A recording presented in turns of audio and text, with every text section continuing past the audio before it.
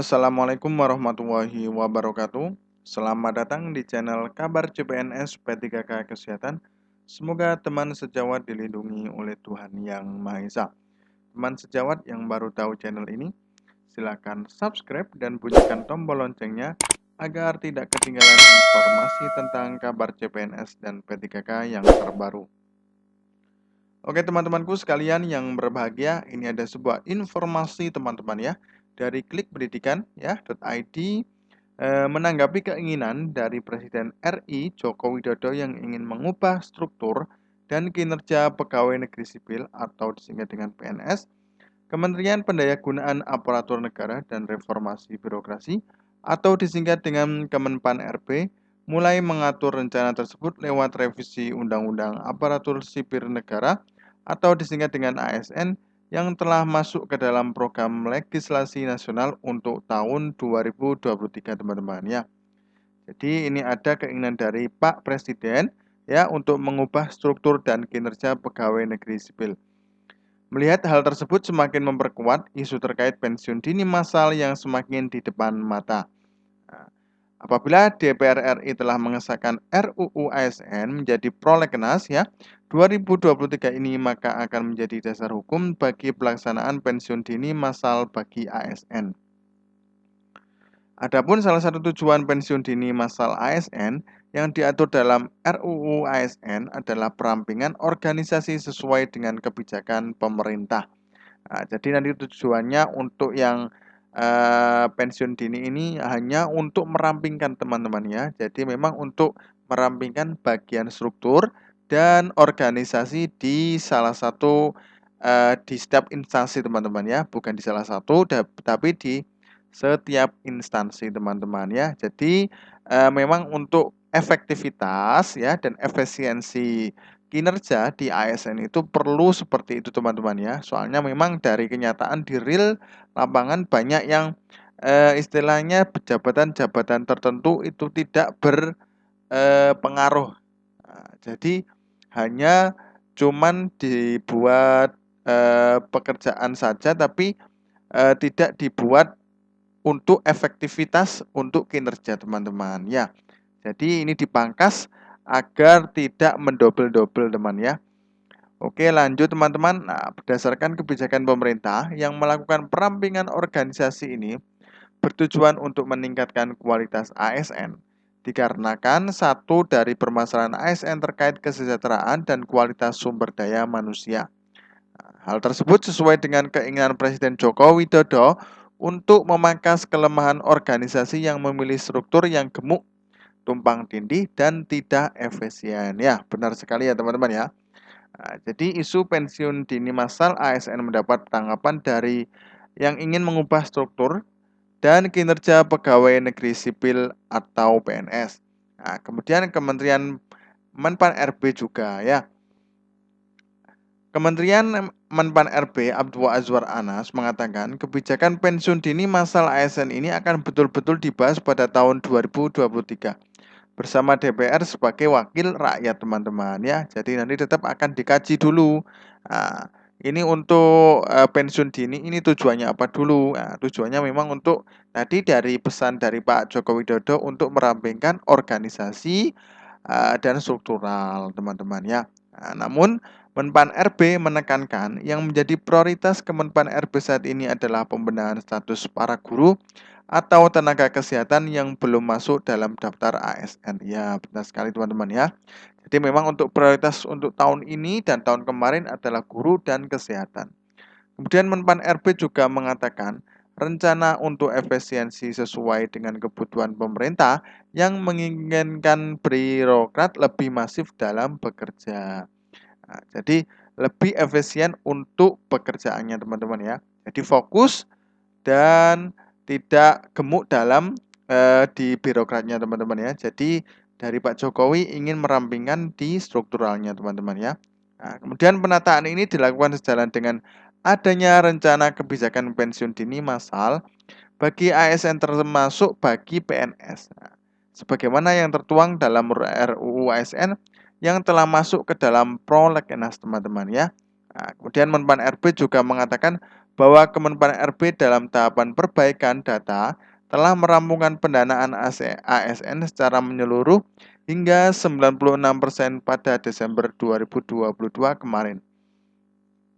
Semakin terlihat jika jumlah ASN yang akan memasuki usia pensiun sehingga jumlah kebutuhan ASN kedepannya semakin terukur, teman-teman ya.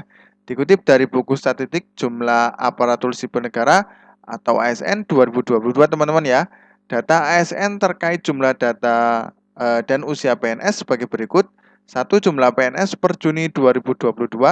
Jumlah PNS per Juni 2022 sebanyak 3,9 juta orang. Banyak sekali, teman-teman ya. Nah, ini sumbernya dari bkn.go.id, teman-teman ya. Nah, ini infografis ASN per 30 Juni 2022, jumlahnya per 30 Juni ya, ini 4.344.552. Nah, untuk PNS 92% ya. Jadi banyak sekali, teman-teman ya. Jumlahnya 3.992.766. Kemudian 8%-nya ini adalah PPPK atau pegawai pemerintah dengan perjanjian kerja, teman-teman ya. Nah, ini ASN pusat 23%, daerah 77%, lebih banyak di daerah, teman-teman ya. Nah, kemudian ini yang dibahas yaitu adalah kelompok usia ya. Ini kelompok usia, teman-teman ya. Jadi untuk yang 51 sampai 60 itu sebanyak 35%. Nah, jadi memang untuk usia yang mendekati pensiun itu banyak sekali, teman-teman ya, hampir 35% ini. Kemudian yang di atas 60 ada 0,85% ya. 31% itu menduduki 41 sampai 50 ya umurnya. Nah, kemudian 25% 31 sampai 40. Jadi untuk yang 51 sampai 60 ini banyak sekali, teman-teman ya. Nah, makanya ada isu untuk perampingan itu bahwasanya nantinya kalau seumpamanya ada yang keluar ya, istilahnya pensiun di antara rentang 51 sampai 60 ini, teman-teman ya. Ini kan mendekati pensiun. Nah, nantinya akan terlihat nantinya ya, yang untuk pensiun berapa, nanti yang untuk masuk di ASN-nya berapa, teman-teman ya. Jadi bisa diakomodir kebutuhan teman-teman ya. Kemudian ini lanjut, PNS usia 51 sampai 60 berjumlah 1,47 juta orang, teman-teman ya. Jadi banyak sekali. Nah, kemudian PNS untuk 41 sampai 60 tahun. Nah, kemudian PNS yang berusia 41 sampai 61 tahun berjumlah 1,24 juta orang, teman-teman. Jadi ini ya, masih banyak, teman-teman ya. Berdasarkan jumlah pegawai berusia senja yang ada di tingkat pemerintahan pusat maupun pemerintahan daerah tersebut memberikan ruang talenta muda, usia produktif semakin menipis. Nah, jadi memang untuk usia-usia produktif masih kurang ya, teman-teman ya. Soalnya kemarin 5 tahun sebelumnya itu sudah tidak ada perekrutan PNS maupun P3K. Itu pun hanya sedikit. Nah, jadi untuk kebutuhan yang pensiun dan yang masuk itu tidak sinkron, teman-teman ya. Kemudian secara umum PNS akan memasuki masa pensiun setelah menyelesaikan batas usia kerja yang telah ditentukan dalam undang-undang yang berlaku, teman-teman ya. Nah, namun ada beberapa pertimbangan dan syarat yang membolehkan PNS dapat pensiun dini. Lalu apa saja syarat yang harus dipenuhi agar PNS bisa pensiun dini? Berdasarkan Undang-Undang Nomor 5 Tahun 2019 tentang Aparatur Sipil Negara Pasal 87 ada 5 kondisi tertentu. Yang pertama adalah meninggal dunia. Kemudian yang kedua berhenti atas permintaan sendiri. Nah, kemudian mencapai batas usia pensiun atau BUP. Kemudian yang keempat, adanya kebijakan pemerintah atau perampingan organisasi yang berdampak pada pensiun dini. Nah, ini ya, poin yang keempat ini sesuai dengan berdasarkan Undang-Undang Nomor 5 Tahun 2019. Nah, ini kalau memang ada perampingan ya, jadi bisa pensiun dini, teman-teman ya. Itu pun nanti akan dikaji ulang lagi. Kemudian yang poin yang kelima, tidak dapat menjalankan tugas dengan baik karena tidak cakap baik secara jasmani maupun rohani. Itu bisa dilakukan pensiun dini, teman-teman ya. Untuk diketahui PNS bisa memperoleh predikat diberhentikan secara terhormat atau secara tidak terhormat, teman-teman ya. Oke, teman-teman, mungkin itu saja yang dapat kami sampaikan. Mudah-mudahan nanti bermanfaat ya.